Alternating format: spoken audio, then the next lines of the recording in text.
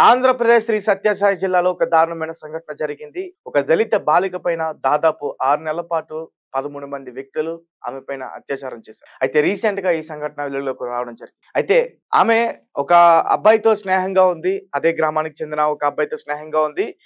రామగిరి మండలం ఏడుగురాపల్లి.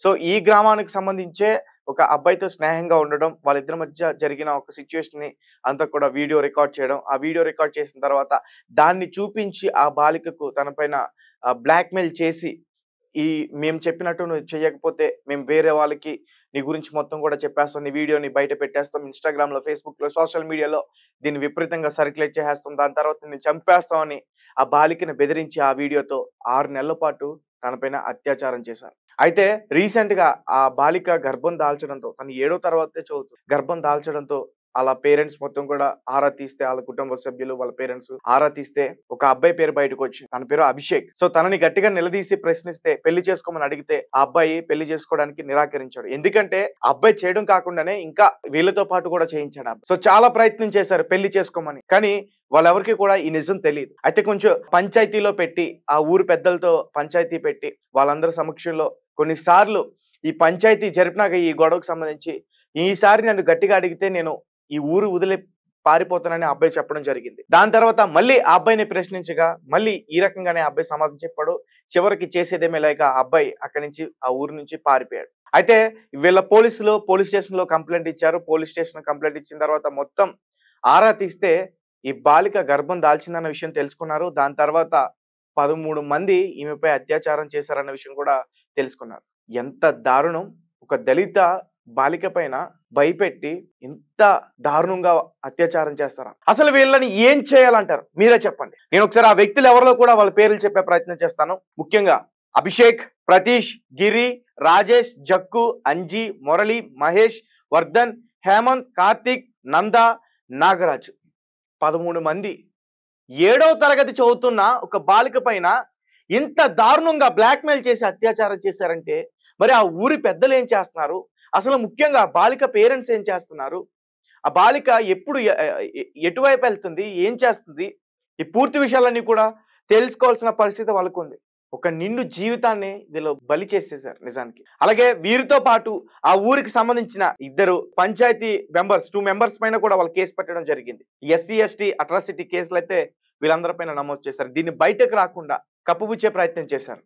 ఒకసారి ఏం జరిగిందో పూర్తిగా నేను మరిన్ని విషయాలన్నీ కూడా అందించే ప్రయత్నం చేస్తా. శ్రీ సత్యసాయి జిల్లా రామగిరి మండలంలో ఓ గ్రామానికి చెందిన దళిత బాలికపై పలువురు అగత్యానికి పాల్పడ్డారు.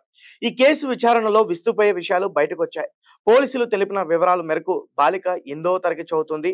7వ తరగతి చదివి 8వ తరగతి వెళ్తుంది ఇప్పుడు.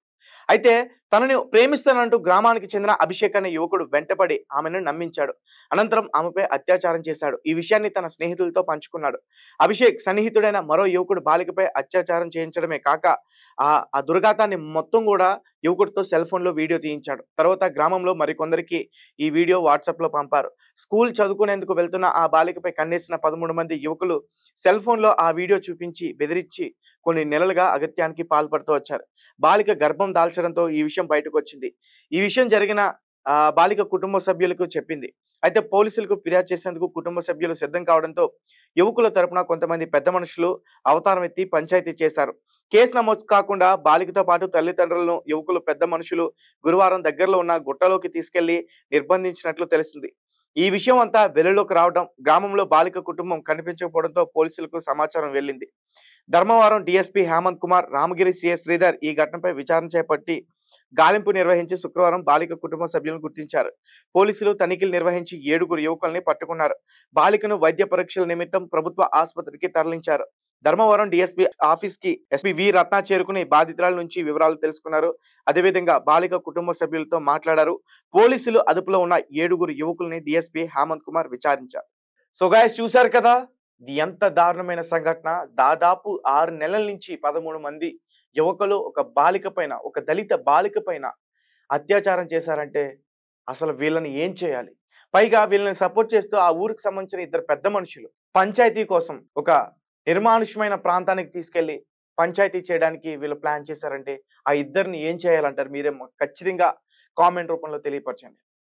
అలాగే అభిషేక్ ఎవరైతే ఉన్నారో అదే గ్రామానికి సంబంధించిన వ్యక్తి నిన్ను ప్రేమిస్తున్నాను, నువ్వంటే నాకు ఇష్టం అని ఆ 7వ తరగతి చదువుతున్న ఆ బాలిక పైన తన ప్రేమనంతా కూడా చూపించి, తనను లోబరుచుకొని, తనకి మాయ మాటలు చెప్పి ఒక ప్రదేశానికి తీసుకెళ్ళి, తనపైన అగత్యానికి పాల్పడి, తర్వాత తన మిత్రుడికి ఇదంతా కూడా వీడియో తీయని చెప్పేసి తన మిత్రుడితో చెప్పి అదంతా కూడా ఆ దారుణాన్నంతా కూడా ఆ వీడియో తీపించి రికార్డ్ చేసి, తర్వాత ఆ వీడియో తీసినందుకు ఇతరులకి వాట్సాప్‌లో షేర్ చేసి, తీసిన వాడు అలాగే అభిషేక్ ఈ రాక్షసులిద్దరూ కూడా వేరే వాళ్ళకి వాట్సాప్ చేసి, ఆమెకి ఆ వీడియో చూపించి బ్లాక్‌మెయిల్ చేసి 6 నెలల పాటు 13 మంది వ్యక్తులు తనపైన అత్యాచారం చేశారు. ఎంత బాధను అనుభవించుంటదా ఆ తల్లి. కనీసం మరి ఇలా చేస్తున్నప్పుడు 13 మంది ఒకే బాలిక పైన చిన్నపిల్ల, వీళ్ళకి చెల్లి, అక్క, అమ్మ ఎవరో గుర్తుకు రాల. వీళ్ళ కామం, వీళ్ళకి కావాల్సిన బాలిక బలైపోవటం, అవసరమైతే ఈ విషయం బయటికి చెప్పేస్తుంటే తను చంపేయడం, దీనికి సిద్ధపడిపోయారు. ఈ నా కొడుకుల్ని ఏం చేయాలంటారు? ఈ 13 మంది ఈ నా కొడుకుల్ని ఏం చేయాలంటారు? అండ్ వీళ్ళకి సహకరించిన ఈ పెద్ద మనుషుల్ని ఏం చేయాలంటారు? 7వ తరగతి చదువుతున్న ఆ అమ్మాయిని వీళ్ళపైన కేసులు కూడా నమోదైనవి. ఎస్సీ ఎస్టీ అట్రాసిటీ కేసులు కూడా పెట్టారు. అలాగే పంచాయతీ పెద్దలు ఎవరైతే ఉన్నారో వాళ్ళిద్దరిని కూడా అదుపులోకి తీసుకుని విచారించారు. ఈ కేసుని తప్పుదోవ పట్టించేందుకు, ఈ కేసు గురించి బయటికి ఎవరికి చెప్పకుండా అవసరమైతే వాళ్ళ కుటుంబాన్ని కూడా దాచేసే ప్రయత్నం చేశారు. ఈరోజు వాళ్ళ కుటుంబ సభ్యులు ఈ విషయం బయటకు రాకపోతే వాళ్ళ కుటుంబ సభ్యుల నుంచి ఈ వివరాలు కనుక రాకపోయి ఉంటే అసలు ఈ సంఘటన జరిగిందనే విషయమే తెలియదు. అసలు ఈ సత్యసాయి జిల్లా ఈ ఏదైతే గ్రామం ఉందో ఏడుగురాపల్లి.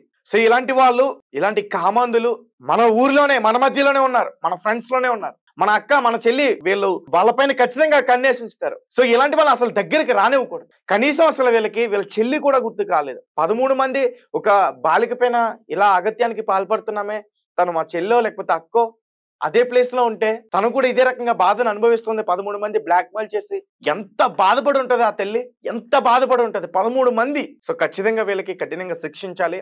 ఈ కేసులో ఎవరైతే కీలక సూత్రధారుగా వ్యవహరించారో వాళ్ళకి ఉరిశిక్ష ఖచ్చితంగా పడాలి. ఒక చిన్న బాలికని, చదువుకుంటున్న బాలికని, జీవితంలో ఎన్నో ఆశయాలతో ఇంకా జీవితాలతో ముందుకెళ్తున్న బాలికని ఇలా ప్రేమ పేరుతో వేధించి వెంటాడి ఆమెతో దాన్నంతా కూడా చిత్రీకరించి ఏదైతే చేస్తాడో ఎదవ పని, అది ఏదైతే రికార్డ్ చేస్తాడో అదంతా కూడా రికార్డ్ చేసి ఫ్రెండ్ తోటి వారితో చేయించి మళ్ళీ దాని ద్వారా వేరే వాళ్ళకి కూడా ఆ వీడియోని షేర్ చేసి వాళ్ళందరూ కూడా ఆమె పైన అత్యాచారం చేశారంటే ఇది ఎంత ఘోరం.